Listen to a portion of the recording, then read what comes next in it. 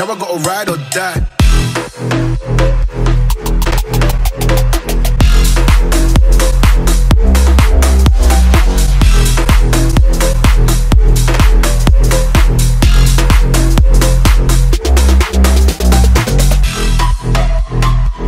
Back to the channel. As you can see, we are in a lovely location today, down a closed road with a Mark 8 GTD. Now I'm going to say first off, we used to ride our motorbikes up and down here when I was 18, all the way up and down this road, and part of the road actually fell down there, so we are pretty much to our own elements in this stretch of road down here, which is fantastic. I haven't been down here in years, but thought I'd bring this Mark 8 GTD to the channel because we have had every single variant of the Mark 8, but the GTD, the most middle of the line, best everyday version of the Mark 8 Golf, in my opinion.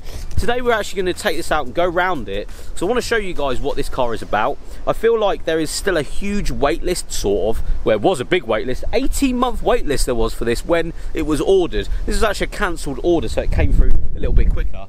And I want to explain to everyone why this is how it is.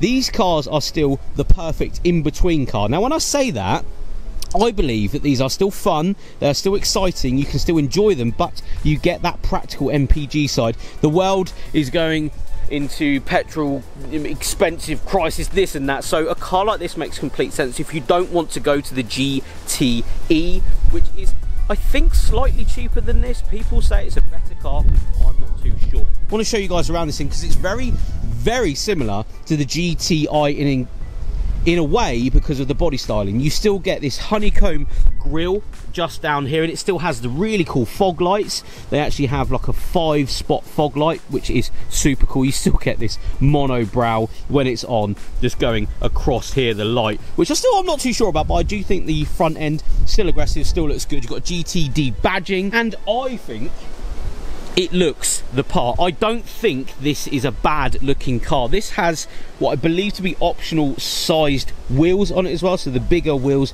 with some sticky Bridgestones. Actually doing a fantastic job today of taking us down what is basically greasy, wet, leafy roads. Back end still looks good, little flicky spoiler here, again giving it a bit more presence, and the back bumper, it gives it a little bit more size and a little bit more of the GT look to it, especially with twin exhausts as well, actual exhausts it looks like as well, not ones that are fake. And you got GTD badging in the center there. Still think the center badging looks good, and I feel like as a package the outside looks the part. Little bit of a side skirt, GTD badging, red calipers as well from factory. I like it, I'm about it. We'll go inside though, because it has reminiscence of the GT product inside with these seats. They're not too buckety, as I'm gonna say in this video. They actually are really comfy, supportive, and they hold you in the right way where you need it to be. I like the pattern as well, really, really like the pattern. And we'll jump in actually, because it's really starting to come down outside. You still get this lovely display, ambient lighting, look at that, with charging, wireless charging just in here. You do get honeycomb on the GTD center screen here as well, which I think is really cool. Ambient lighting going around here, in the doors just up here. It's a cool place to be. Black headliner as well. It used to be a huge thing. I used to love the idea of having a black headliner in a car, and cars never used to come with it. Now they do. Some visors black. We all turn it on because there's a couple of things I want to show you before we get into the driving portion, because there's so many things these days you get on these. So they start at about 32.5 grand. You can spec them up to over 35. Cars are expensive, I know, it's just the way the world is at the moment, but I don't think that's that bad. If you're leasing, financing, we will go into that in the video. If you're leasing and financing one of these, the packages you can get aren't too bad. With this one, of course, you get satellite navigation. It's really, really good satellite navigation. Haven't actually properly in-depth used that on a road trip or anything, but it seems to be very good, and it seems to understand and know full well where we are, especially on the Isle of Wight. You've got vehicle controls there, seats, like various things to do with the Golf. Nothing too crazy. You can change a few things, but nothing GTI wise, and I mean that as in performance wise. You have sport mode here. here, so you can tip it into sport when you're in drive, and you can make the dials look like this. You can, you know, change through the views if you so wish to into more of a economical looking view if you feel like that's what you need in your life. For me, the GTD look, so that look is the one to go for. I'm going to say as well, in the driving portion, ergonomically, buttons aren't too bad. I did see way back when I took the first R out that people were sort of not very happy with the touch buttons this side and the touch buttons here. I've become to understand that it's actually quite a good idea. You still got your climate and your modes and everything just down here if needs be, and you can obviously cycle through to sport if you wish to. These though, the actual steering controls are still feedback, so you can actually hear that. I hope you guys can hear, but you can actually feel them, other than these, which obviously are, yes, you can click, but when you're driving it's sometimes hard to actually get to that button. I'm glad that they sort of kept this, you know, the buttons that you use on a daily basis, so they have some interaction. This is a really good idea still with your cruise and, you know, your volume buttons, heated steering wheel. Cloth seats in this though, but I don't think that's a bad thing. I feel like it is super comfortable in here, and there's loads of space. You've got tons of room in here. Even in the back where my seating position is, you've still got loads of room.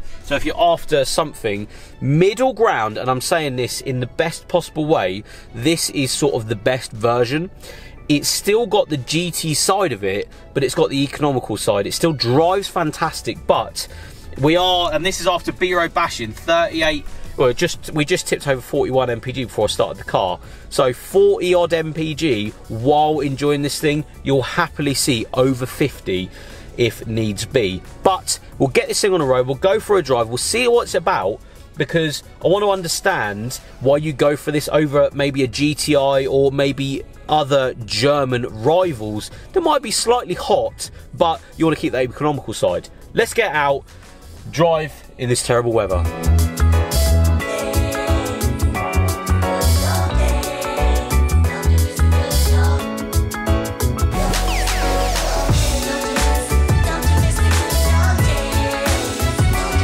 So the driving portion of the GTD Mark 8 Golf. We have, as I've already said, shot every single Mark 8 apart from the GTE. So I'd like to think I've got quite a broad understanding of this car and an understanding of what different models are actually like. First thing I noticed was very similar characteristics in a sense to the GTI. The Golf is of course going to be pretty similar because of chassis, but the R will take it to the next level. Club Sport, again, I think it's the best Mark 8 they've done. The GTI, again, perfect entry level into the performance side of the Golf branding. And I feel like the GTD was that economical side of the fun side of Golf. And this is what I'm experiencing today. You've still got nice, very comfortable, not bucket seats, but they are sort of hugging me a little bit more than you would expect them to be from a rather entry or maybe a lesser product. But this isn't a lesser product. You used to think back in the day that the GTD or maybe even, you know, the TFSI twin charges or whatever it was from the Mark 5, 6 and then maybe into the 7 was a little bit of a lesser model. This is no lesser model these days. They are still just such a lovely place to be. You still have the ambient lighting, big screens. This one has a heated steering wheel, which is just perfect on this terribly cold and windy November day. And the sporty side, I feel, is there. GTD means that you will have that GT side of the car. So what we're actually going to do is show that by putting it into its sportiest setting. Now, this is easy to get to in this, and this is no exception to the other Golf models. Literally put it down into sport mode. Powerful, really powerful, nice and torquey low down. We're throwing it into manual mode because this still has paddles in it, which is good. You will find though, if you're actually after buying one of these, it does drive so well. You won't get the poise of the Club Sport or the R. You'll get the power though. It is incredibly fast, low down in the rev. Obviously being a diesel, you will get that. This is again a completely standard car, and even if you punch it in 4th gear, it is still just very torquey low down, and even up into the even in 6th gear and you're cruising at say 50 mile an hour, you put your foot down, there is still a good amount of grunt low down. Perfect for the UK B roads, and I say that in a lot of cars, but once you do put your foot down in something that's got that torque low down, coming out of a corner, you sort of swoop and come out, it actually makes you understand why this is the perfect middle of the ground hot hatch. I say hot hatch, and I've probably put it in a title. A lot of people won't class this as a hot hatch, but how hot can a hot hatch be these days? I feel like if you are back roads, you know, B road bashing as what we're doing at the moment, you don't really, yes, you do want more than this. 4 million horsepower is great in, you know, certain cars these days, but how much power can you actually enjoy?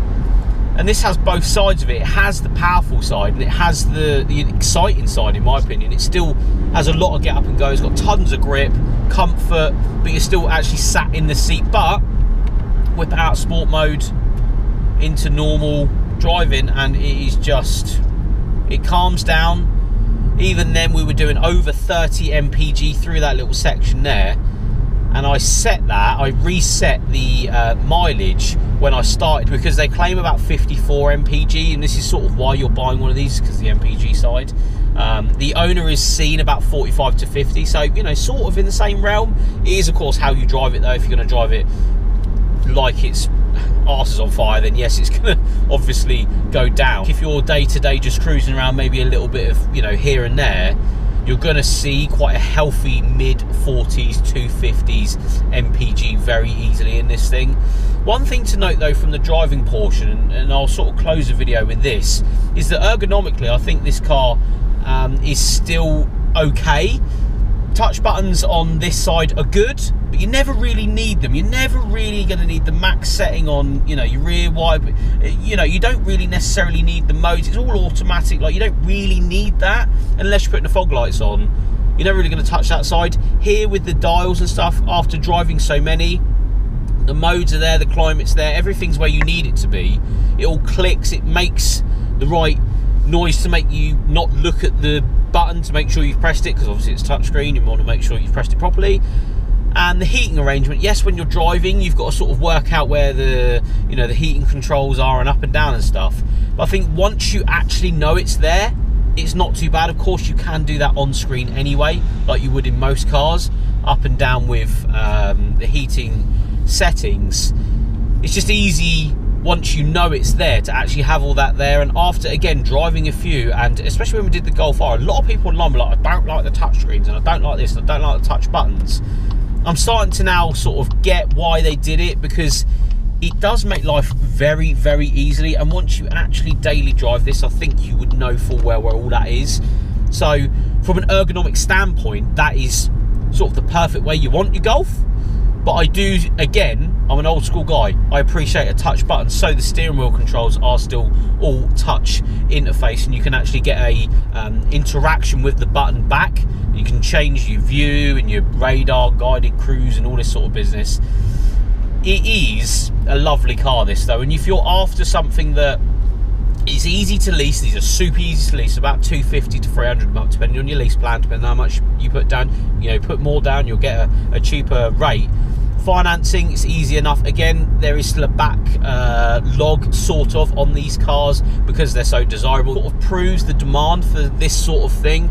And as I've said on the outside of the car, I still think it looks the part, even though you are doing, you know, we're going up to nearly 40 mpg now after, you know, really enjoying this thing. You're on the money with a car like this. Not only does it look good, ambient lighting, it's comfy, you can still have tons of fun in it. Anyway guys, thank you so much for watching. If you did like today's video, please give it a like. If you like videos like this, subscribe to the channel for more car content. We'll see you all on the next one.